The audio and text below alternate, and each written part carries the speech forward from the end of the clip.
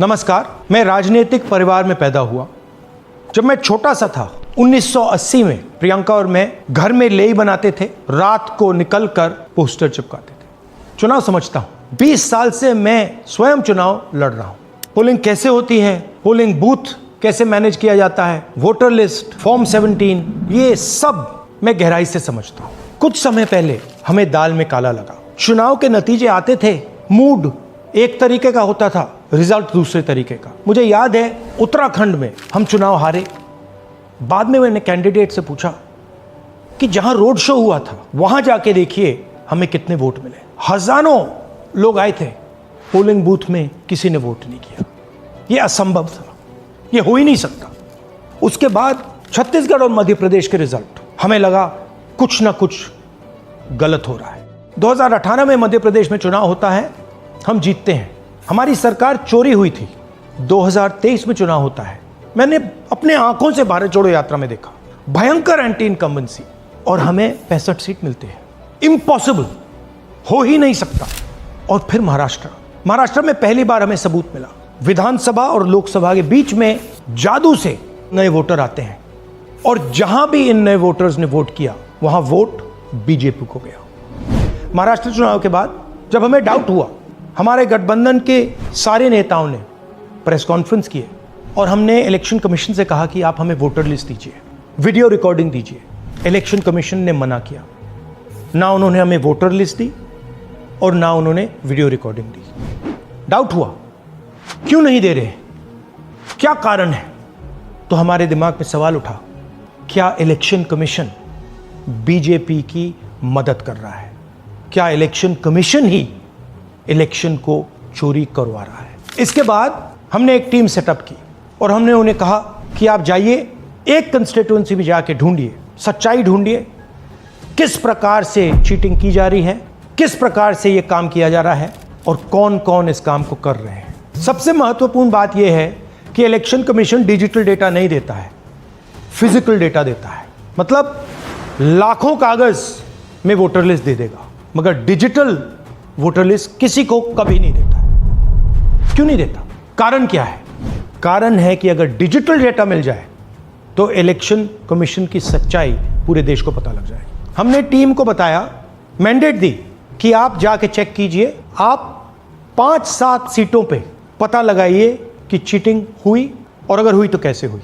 Team ने हमें एक दिन बताया कि 5-7 सीटों पे काम किया ही नहीं जा सकता। क्यों? मैंने उनसे पूछा क्यों नहीं किया जा सकता।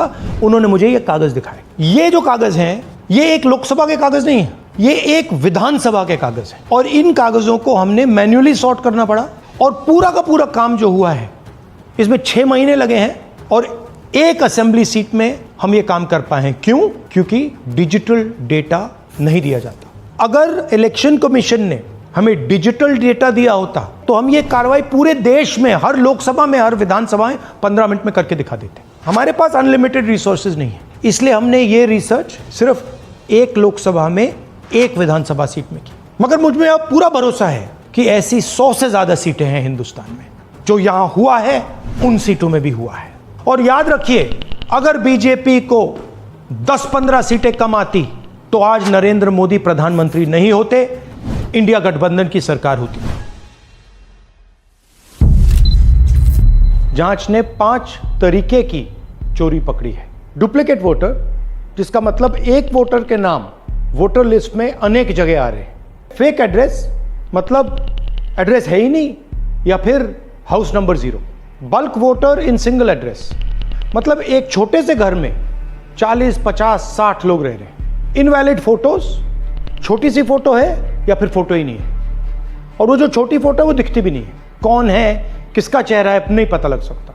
Misuse of form 6। Form 6 first time voters के लिए होती है, मतलब जिनकी एज 18-20 साल की हो, मगर वोटर लिस्ट में 90 साल के लोग फॉर्म 6 का प्रयोग कर रहे हैं। चुनाव में 6,50,000 वोटर थे, उसमें से 1 लाख चोरी के थे।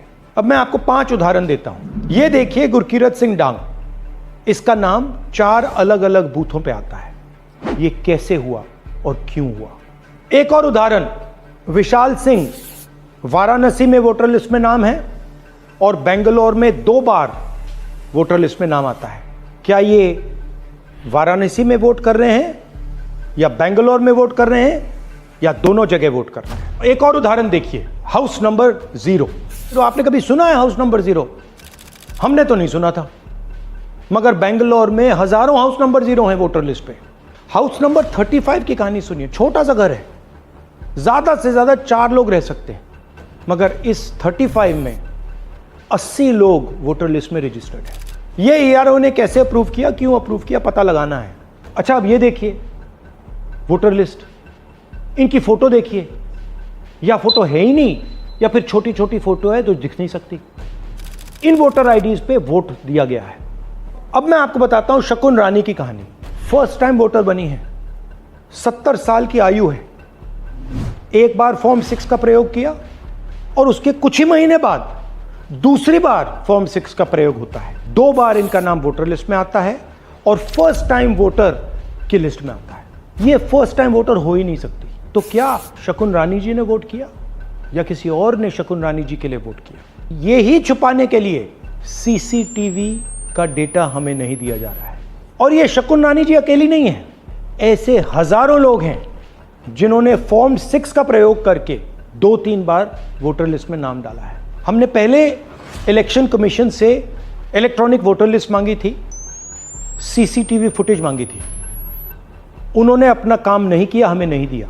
फिर हमने अपना इन्वेस्टिगेशन कराया, आरटीआई भरे और हमारे पास डेटा आया। भाई और बहनों, सच्चाई यह है कि हिंदुस्तान में इलेक्शन कमीशन और बीजेपी मिलकर इलेक्शन चोरी कर रहे हैं। ये पूरा का पूरा सबूत ब्लैक एंड व्हाइट में आज हमने आपको दिया है। इलेक्शन कमीशन जानता है कि हमने उनकी चोरी पकड़ ली है, इसीलिए एसआईआर आया है। ये एसआईआर जो है इंस्टीट्यूशनलाइज चोरी है। इलेक्शन कमीशन खुलकर बिना डरे बीजेपी के साथ मिलकर चोरी कर रहा है। और ये जो एसआईआर है, इसका लक्ष्य गरीबों का जो हक है, उनका वोट जो है, उनसे चोरी करने का है। मैं आपको एक और बात बताना चाहता हूं। इस पूरी इन्वेस्टिगेशन में हमने वोटर एडिशन को देखा है, मगर जितना एडिशन होता है शायद उससे ज्यादा डिलीशन होता है, सबट्रैक्शन होता है। तो ये सिर्फ एक मेन तरीका हमने पकड़ा है, दूसरे तरीके पे हमने इन्वेस्टिगेशन की ही नहीं है अभी। मैं इलेक्शन कमीशन और इलेक्शन के ऑफिसर्स को साफ कह रहा हूं, आप जो कर रहे हो गलत कर रहे हो, ये ट्रीजन है, देश के खिलाफ है। ये मत भूलिए, टाइम आएगा हम आपको पकड़ेंगे, बचने वाले नहीं हो। It is critical that we expose voter चोरी।